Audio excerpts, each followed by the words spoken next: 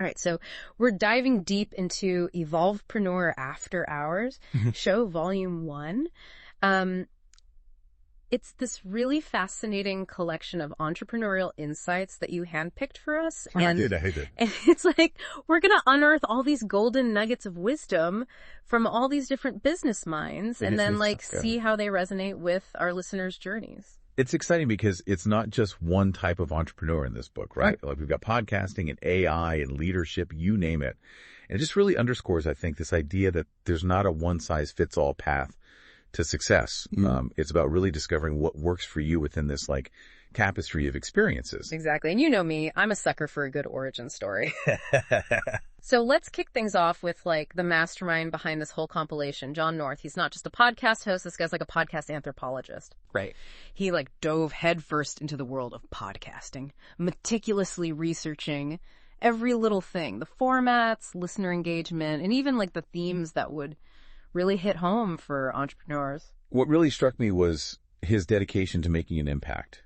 He didn't just want to put out noise into the world. He wanted to emphasize diversity. He wanted to give actionable advice, the kind of stuff that you and I love, where you can actually use it. Yeah. And then also this constant desire to like learn and adapt. And I think that speaks volumes about his commitment to creating something genuinely valuable. Right. And speaking of value, can we talk about his VIP boost package for his guests for a second? Brilliant. Social media blasts, video trailers, like he's pulling out all the stops. Yeah. It shows that he really understands that podcasting is this like collaborative game, you know?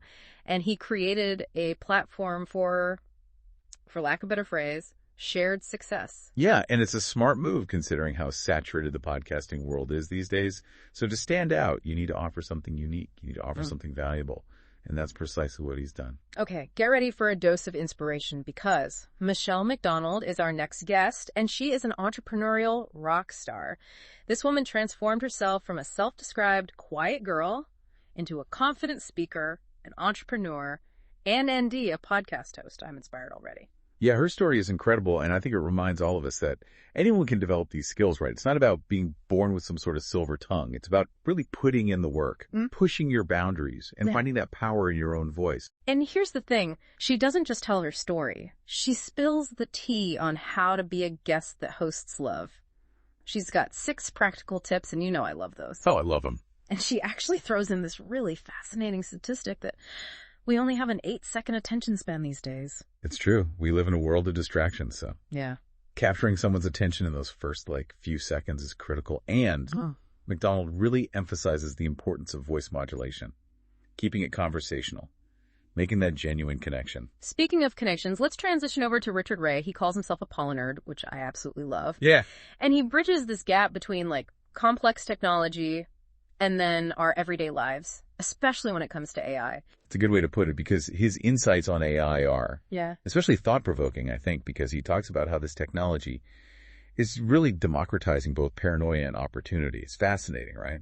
It is, and to be honest, it's a little unsettling. He uses this example of AI potentially surpassing radiologists in breast cancer detection. That definitely made me pause. AI is rapidly changing the landscape of so many professions. It's understandable.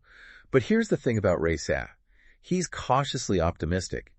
He argues that this shift, while different from anything we've ever experienced, presents these incredible opportunities for empowerment if we know how to use them. So how does he suggest we navigate this, brave new world of AI without totally freaking out? He breaks it down in a way that makes it feel less like a science fiction movie and more like a tool that we can all use. He says, and I'm paraphrasing here, in the past, we told computers how to do something. With AI, we tell them what we want. And that is a fundamental shift in how we interact with technology.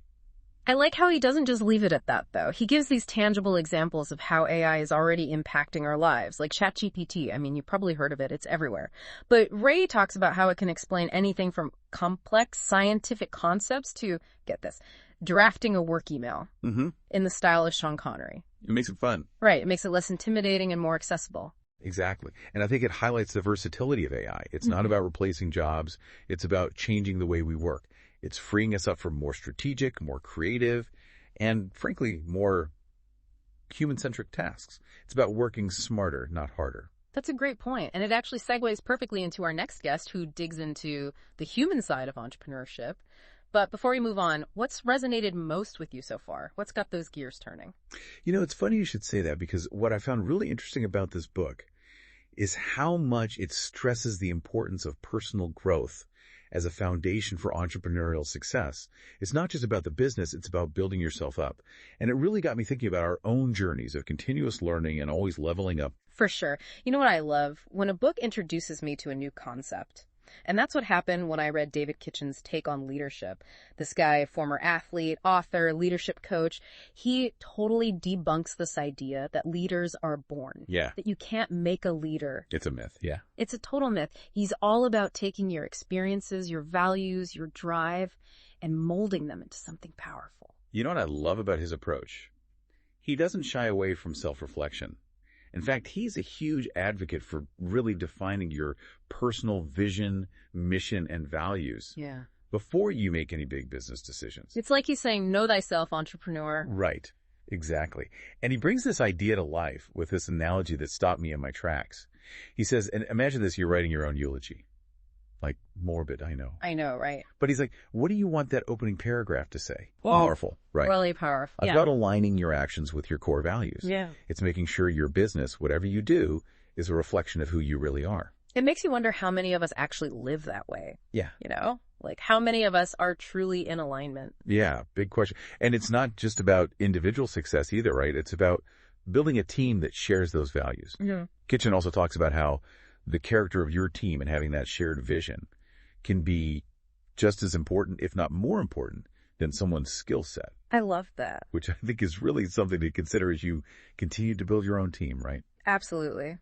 And what I also appreciate is how, you know, he doesn't sugarcoat anything. He doesn't pretend like the journey is always going to be easy. Right.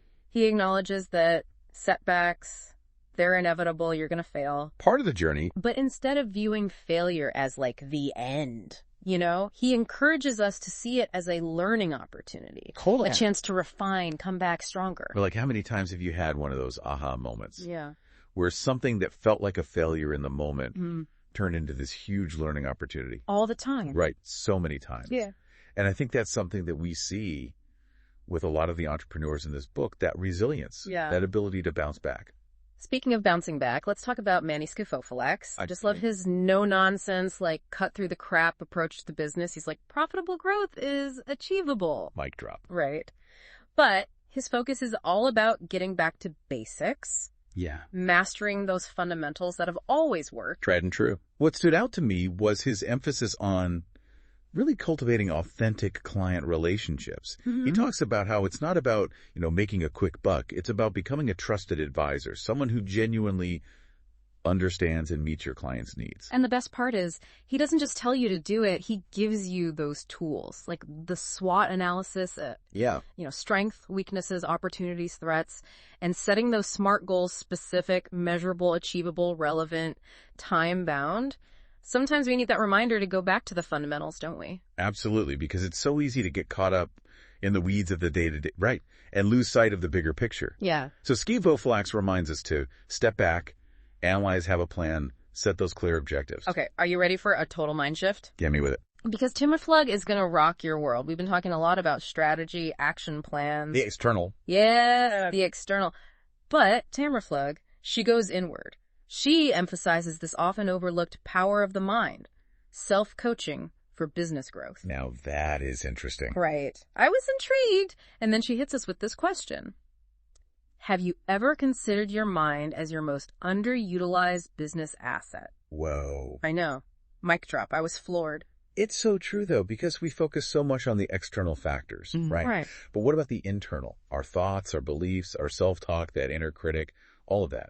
It plays such a crucial role. And she doesn't just leave it at that. She actually gives us the tools to, actually work on this. Yeah, I love that about her. Mindfulness practices, positive affirmations. She even has something called the STAR method for problem solving. I love it. It's about taking control of your thoughts so you can really conquer anything. Do you have any mindfulness practices you use? Oh, tons. But even just taking those few minutes every morning to just quiet my mind, focus on my breath, It makes a world of difference. And what I appreciate about Pflug is she connects it back to business. You know, she's not just saying, feel good, think positive thoughts, and everything will be okay. Right. She connects it to your team, your money, your customers, everything. Everything, yeah. It's like she's saying that cultivating that positive, resilient mindset is just as important as any business skill that you could learn. I agree. And that brings us to our final entrepreneur in this volume, Tony Pisanelli. Mm-hmm. He's a career coach who brings up this really fascinating concept called the calling ladder.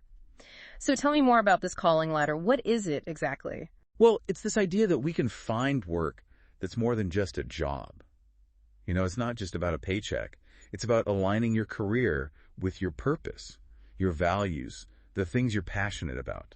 Okay, I like where this is going. It's about finding that sweet spot where work doesn't feel like work. It feels like an extension of who you are. You're not just leaving a piece of yourself at home. Exactly. And that actually reminds me of something else Pisanelli said that really resonated with me. He talked about how so many people, they leave 80% of who they are at the front door when they go to work. It's like we put on a mask, right? Yeah, it's like this persona that we adopt. Yeah. And it makes you wonder how much creativity, how much potential is just being wasted. Yeah. Simply because we're not bringing our whole selves to the table. Right. Like imagine if everyone felt empowered to bring their authentic selves to work. Right. What a world that would be. And the best part about Pisanelli, at least for me, is that he walks the walk. He does, yeah. He started out in accounting, which he admits was his parents' idea. Oh, interesting. But he quickly realized it wasn't fulfilling him. It wasn't his passion. Not at all. It took some soul-searching, some trial or error. But he eventually found his calling in teaching and coaching. And honestly, his story is a powerful reminder that it's never too late to pivot.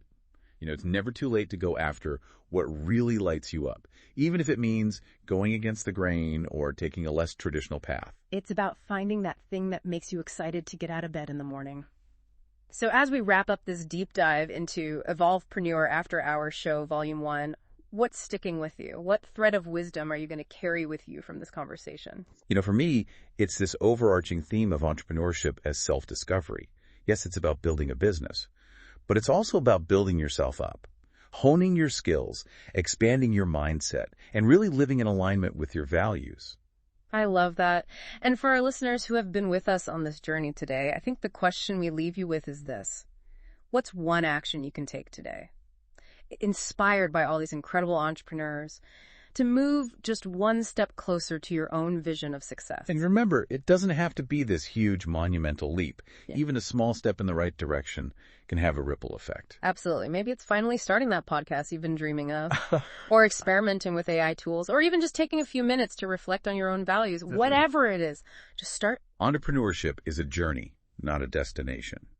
Embrace the ups and downs. Learn from every experience. Yeah. And never stop evolving. That is the perfect note to end on. Such a great conversation. Thanks for diving deep with me. My pleasure.